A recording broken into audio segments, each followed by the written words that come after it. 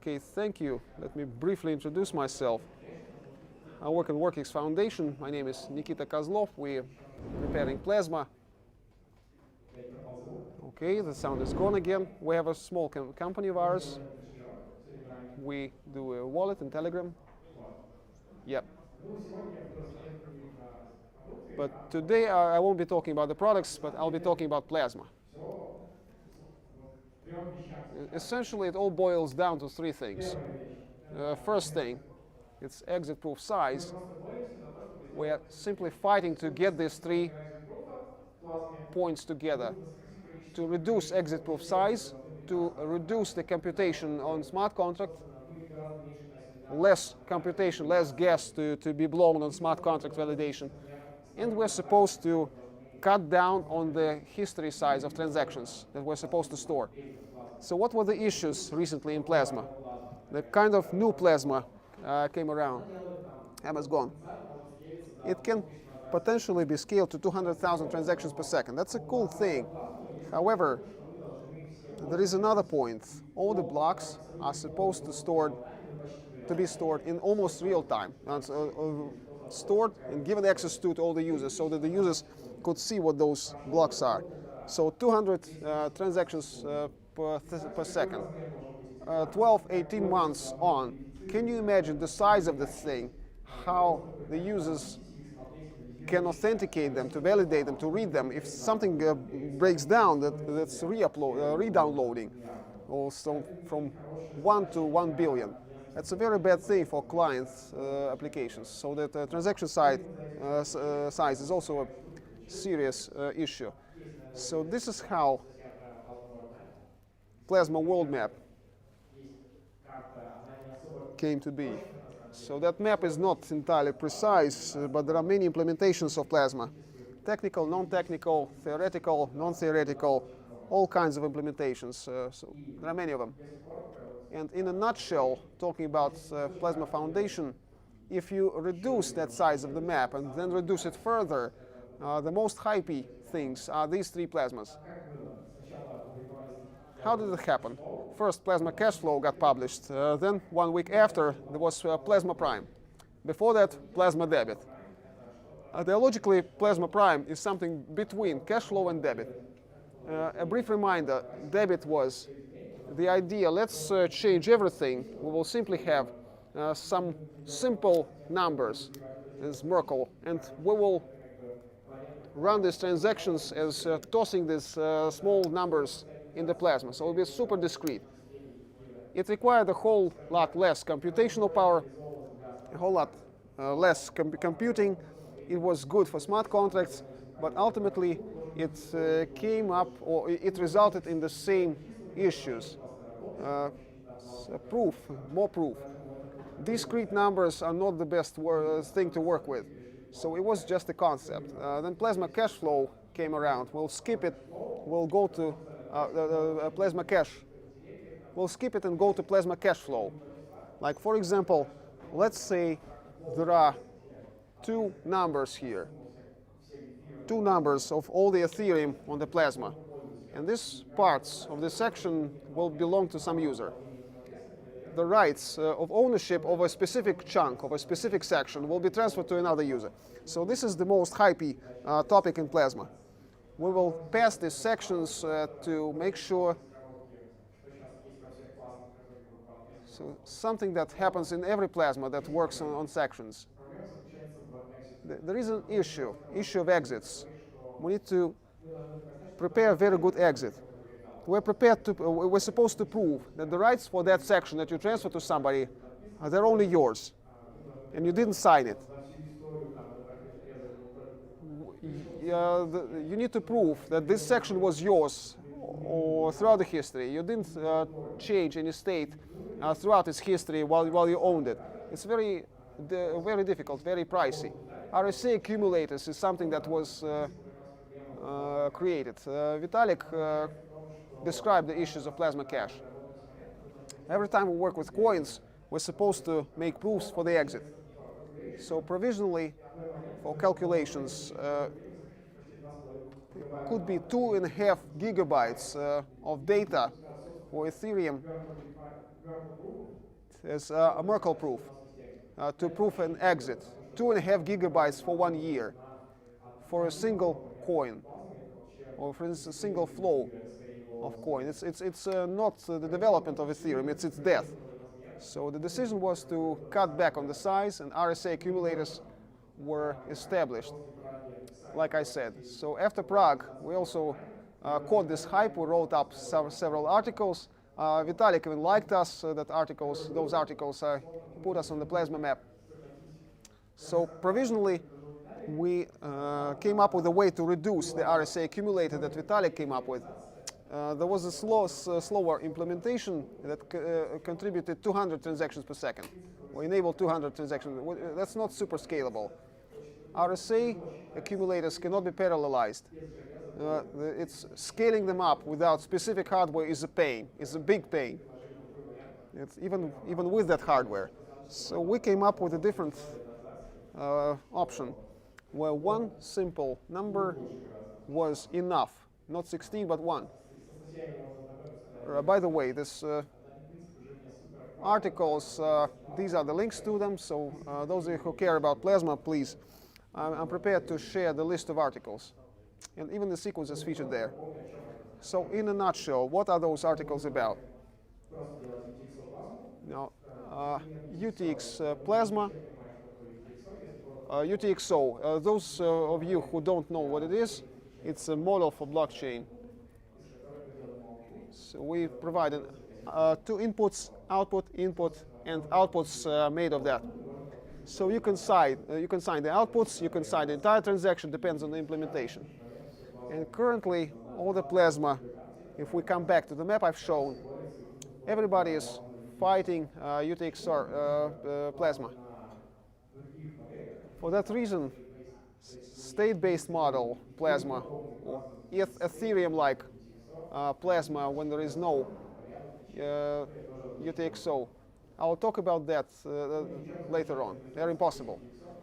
So there is UTXO, and there are chunks. What are chunks? Chunks are, well, see this straight line is the total amount of stuff on plasma. We split it into sections or chunks. Every user will have a chunk or a section. Every chunk is associated with a simple number. And whenever a transaction happens, those simple numbers kick into play. It is built in such a way that, roughly speaking, every time there is a transaction, the RSA accumulator engages the simple numbers. If we want to prove that we have not bent any section, any portion, we never used it in our transactions before, all we need to do is to prove that there is no simple number behind it in the divisor of this accumulator. So it basically helps prove that your section between the two chunks was never used in any way. It's a cool thing. It's small-time computing. I mean, doesn't require too much computing. But there was one but attached to it. The RSA accumulators were used for exclusion proof.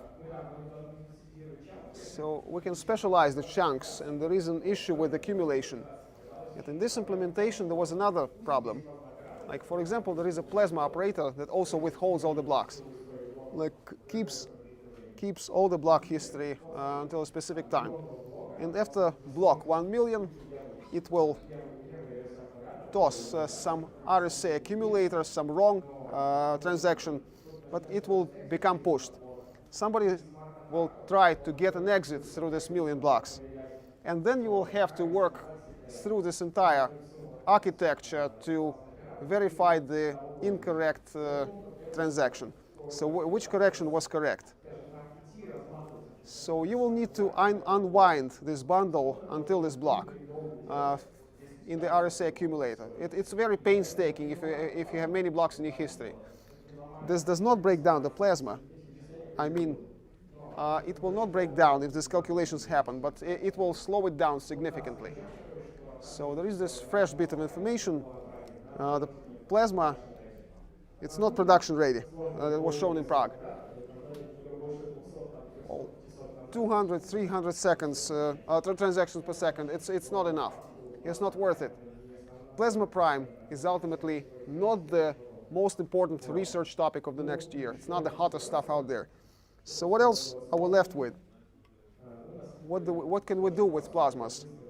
Well, the only option, it's pretty simple at that. Anybody who was digging in the plasma is Starks. I've put this Starks. This is supposed to have N there, Snarks. But anyway, let me tell you how Snarks works. Snarks work. For those who don't know what that is, there is a certain function that receives a number of secret parameters as inputs, and it does certain calculations. It runs certain math on your computer. It can prove to any person that you've done those calculations without disclosing those secret parameters. So it is done in a very simple way. It's like a black box. You have a prover key and you have a verification key. Every time you run verification, you will need to insert the verification key that was created during the setup, that prover key. So you run the calculation, you get a prover key, and then you can pass that prover key to the verifier of your math, of your calculations.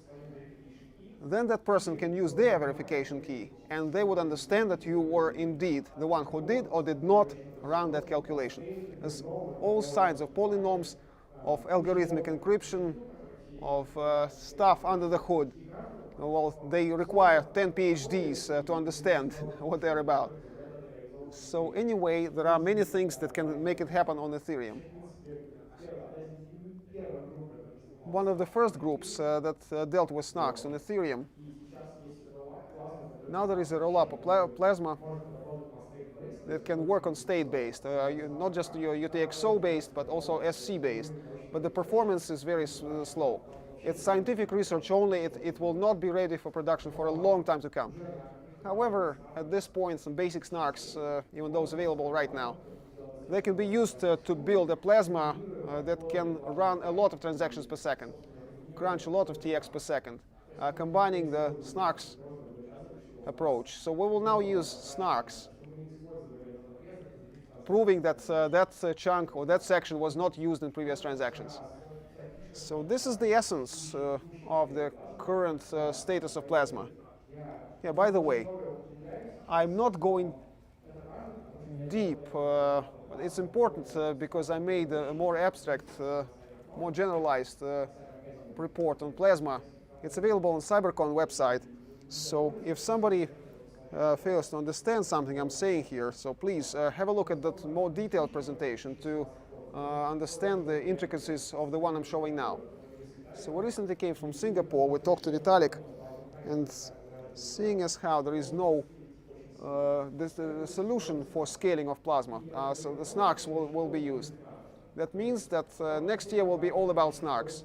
All the companies that strive to MS-Go, foundation bankers I'm working with, they will be dealing with Snarks. So many good guys will get on that. There will be Snark wars. So Stark wars or Snark wars. Everybody will try to build the optimal Snark, the fastest one out there. And I believe that, well, it's my forecast that the current state of Plasma we will either have Starks or Snarks. Briefly about Starks. Starks are different from Snarks. There is no trusted setup, or no trustless setup. And we cannot use them normally right now on Ethereum. They are too heavy for Ethereum blocks. They have a very hard time fitting there. And computing based on Starks is impossible. It's very difficult. There is the implementation of Starks that can circumvent these issues, but it's super cutting-edge cryptography. So it's too early to tell that this will work in production because it can break down 14 times over in the next couple of months. The frequency of new proposals coming up, new research, new articles that come out, every month there will be a revolutionizing article published. So current state, it's Snarks, but everything can change in 1 month's time when Vitalik has written some article on NIDA research. So that's it for my part. Yeah, by the way, I have a GitHub repository where I try to aggregate all the information on Plasma, all the articles that are noteworthy, all the presentations, all the workshops on Plasma, they'll be placed on onto that GitHub repository. So it's provisional open source. I will also contribute with updates there. So if you want that, please, you can star me. You know, it'll be a pleasant thing. Yeah. Thank you. Questions? Yes, guys. Any questions? Questions? Yeah, I believe everybody is tired. Towards the evening, the plasma is a different thing. Yeah, no, everybody is starring you as we speak. No time for questions. Yeah, thank you, guys. Thank you. A round of applause, please.